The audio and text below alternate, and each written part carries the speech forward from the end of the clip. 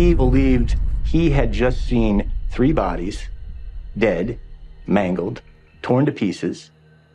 He started to say something loud, and then he said, "I'm telling you, man, a Bigfoot killed those guys." What would it take for you to believe in Bigfoot? A blurry photo? A strange sound? What about a horrific, unsolved triple murder? In the secretive mountains of California's cannabis country, a legend persists that Sasquatch was responsible for the gruesome end of 3 men. As an investigative journalist, I believe that the truth is never told in 9 to 5 hours. For decades, it was dismissed as a wild rumor, a cover story for something more human. But we're going to peel back the layers of this terrifying event following a journalist who couldn't let it go, and reveal the shocking evidence that suggests the real culprit was bigger, stronger, and far more mysterious than anyone could ever imagine. The mountain that doesn't forget. Some places just feel like they're hiding something. Northern California's Emerald Triangle is one of those spots. It's a massive chunk of land, bigger than some states, covered in dense, ancient redwood forests that stretch for over 10,000 square miles. These trees are giants, some soaring over 300 feet into the sky, so tall they block out the sun and create a world of permanent twilight on the forest floor. For generations, this has been the heart of America's illegal cannabis cultivation. We're talking about a multi-billion-dollar shadow industry, a place where people go to disappear and where disputes are settled far from any courthouse. It's a land of outlaws governed by its own code. Back in 1993, a young journalist named David Holthouse found his way into this hidden world. He wasn't on a big assignment. He was just a guy in his early 20s looking to make some cash trimming buds during the harvest season. It's a common story up there, but what he stumbled into was anything but common. The air in these mountains is thick with paranoia. Believe it or not, growers have been known to set up elaborate traps and alarms, not just for law enforcement, but for rivals looking to steal a crop worth millions. You have to understand, a single acre of high-quality plants could be worth over $4 million.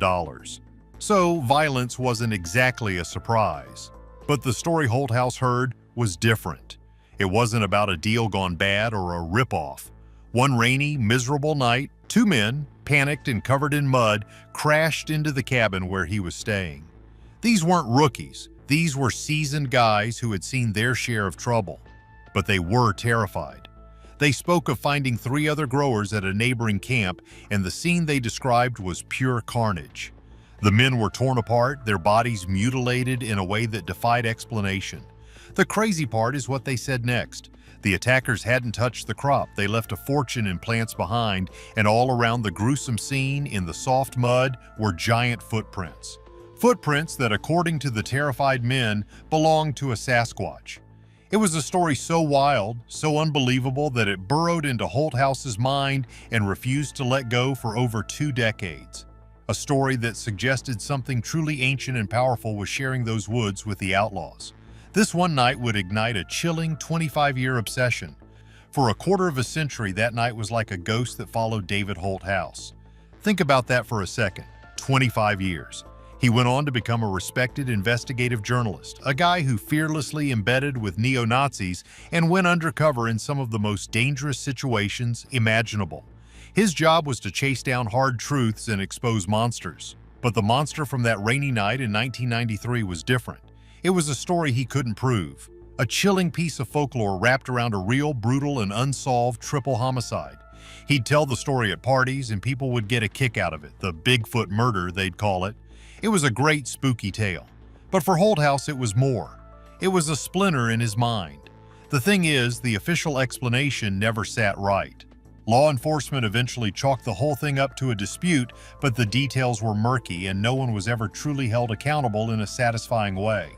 The case just went cold, another forgotten file in a region with a long history of people vanishing without a trace. It's a known fact that hundreds of people have gone missing in the Emerald Triangle over the years. It's a perfect place to make someone disappear. But this wasn't a disappearance, it was a statement, an act of unbelievable savagery. The sheer physical power needed to inflict the kind of damage described was off the charts. We're talking about a level of force that could bend steel, let alone tear a person apart. As the years turned into decades, Holthouse realized he had to go back. He couldn't shake the feeling that the crazy story he heard was closer to the truth than anyone was willing to admit. Was it possible? Could a creature from myth and legend be responsible for a real-world atrocity? Or perhaps even more terrifying, was the Bigfoot story a cover for a human monster, someone so feared in the community that people would rather blame a beast than speak a name? The questions piled up unanswered. So in 2018, with the backing of a documentary crew, he decided to return to the mountains, to dive headfirst back into that dark green labyrinth and finally confront the ghost that had haunted him for so long. He was about to learn the truth was stranger than he ever imagined. A labyrinth of lies. Going back was a whole different ballgame. The Emerald Triangle of 2018 wasn't the same Wild West Holthouse remembered. The cannabis industry was in a weird limbo between illegal and legal, making the stakes even higher and the locals even more suspicious of outsiders. This isn't a place you just roll into with a camera crew asking questions about a decades-old murder. It's a closed community. The people who live deep in those hills, miles from any paved road, they don't talk to journalists and they sure as heck don't talk to cops. There's a code of silence, and breaking it can have serious consequences. Holthouse knew he was walking into a hornet's nest.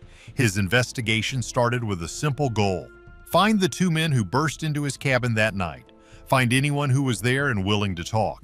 But it was like chasing phantoms. Names had changed, people had moved on, or worse.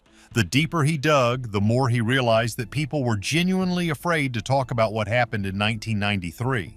It was a wound that had never properly healed. When he would bring up the story, a look would come over people's faces, a mix of fear and warning. He was told in no uncertain terms to leave it alone, that he was spooking the locals. This wasn't just about protecting a secret, it was about not waking a sleeping giant, literally or figuratively. Get this. The area is a hotbed of Bigfoot sightings. For over 100 years, loggers, hunters, and residents have reported encounters with a massive bipedal creature. There are thousands of pages of sighting reports from these counties alone.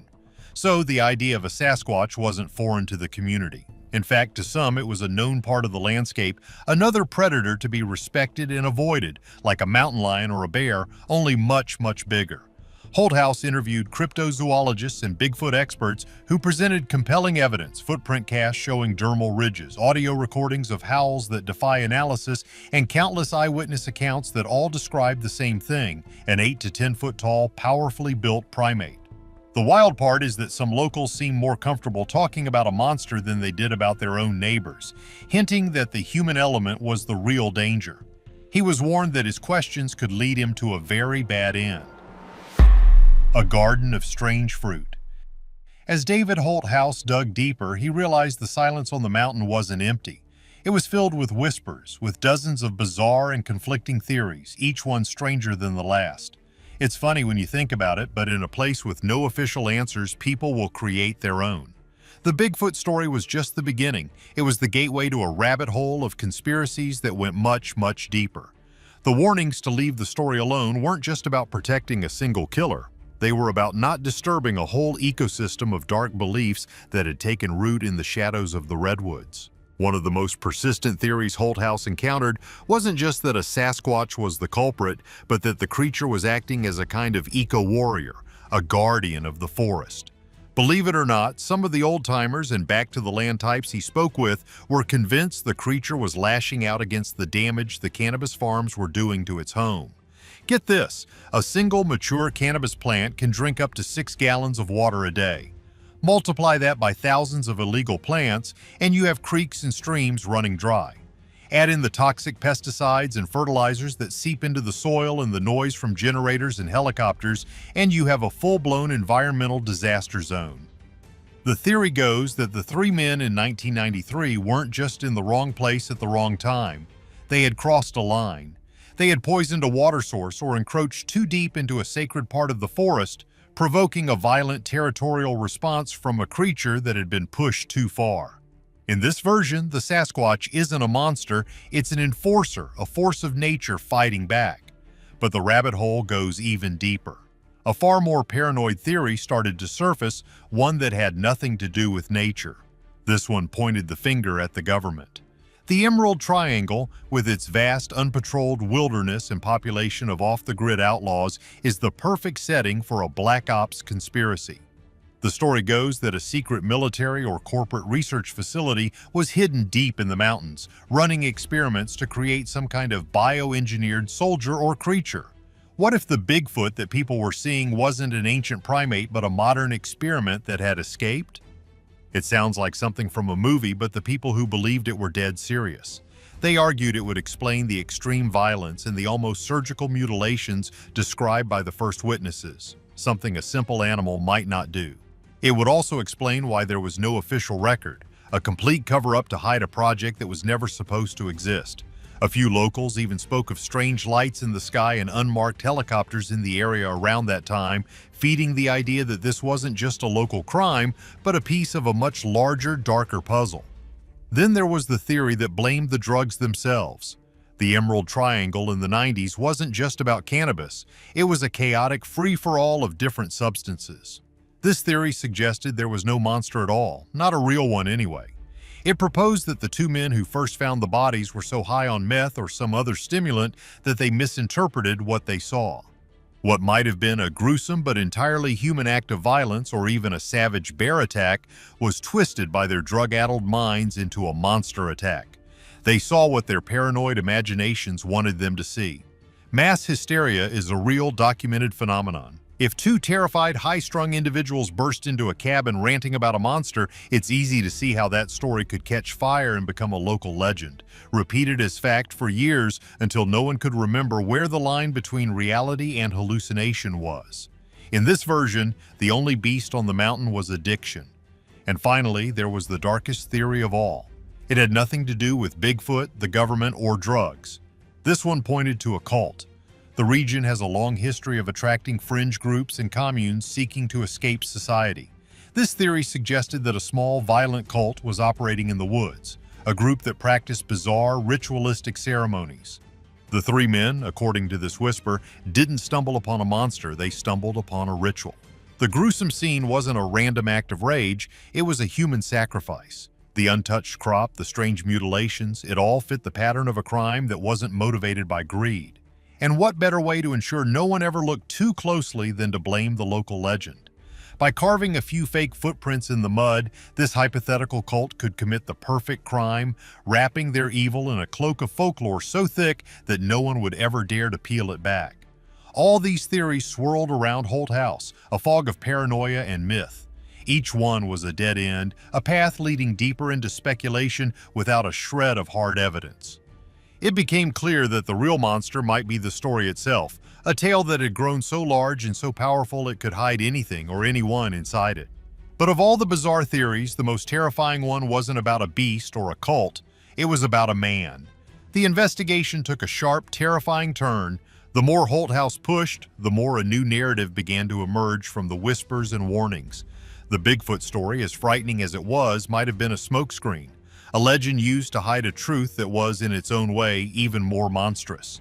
People started to talk not about a beast in the woods, but about a man who was, by all accounts, a monster in human skin, a brutal, meth-fueled grower known for his violent paranoia and almost superhuman strength.